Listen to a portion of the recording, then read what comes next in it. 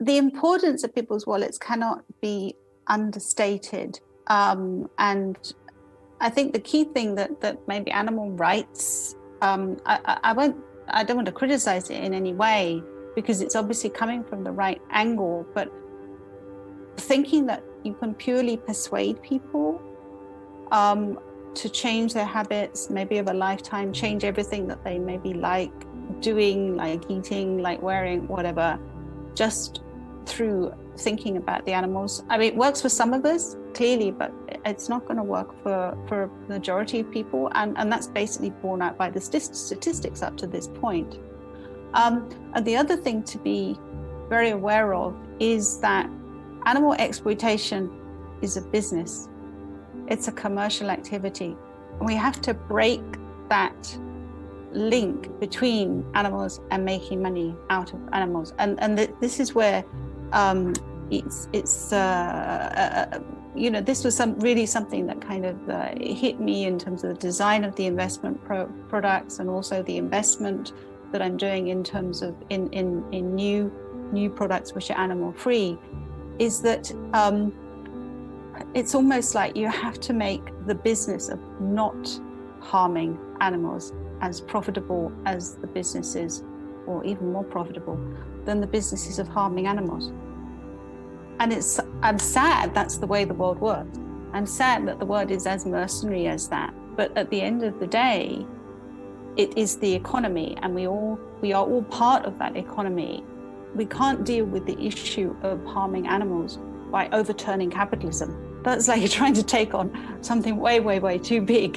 That's the animals would wait a long time, I think, before we would manage to do that. Even though, there's obviously a lot of things which are wrong with kind of capitalism, unbridled capitalism like we have today. We have to sort of figure out a way to, as I said, make it more attractive in all ways to be not using animals. And that is important from the perspective of the things that people consume. So the things that people are using animals for in their consumption, etc. We have to find more attractive alternatives, because then they'll be like, yeah, sure, I'll switch to that. The whole problem with veganism for the last, since forever, but, everything that people have spoken to me about, why I'm a vegan, why I'm a vegetarian, and why was I vegan? And it's like, oh, what do you eat? Oh, don't you feel deprived? It was all about deprivation. We have to turn that on its head and say, no, if you're vegan, you can have all these wonderful things that don't need to have animal products in them anymore.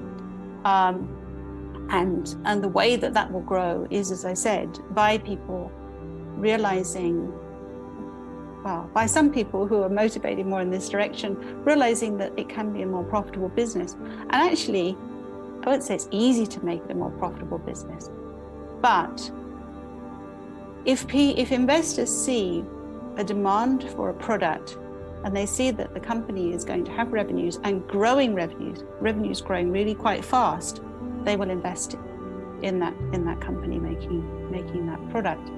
If they see that a company lists on the stock price and the price of their stock doubles or triples in the first few days, they will be motivated to put money into not just that company, but other companies of that type. And the reality is that the business of harming animals is not actually profitable.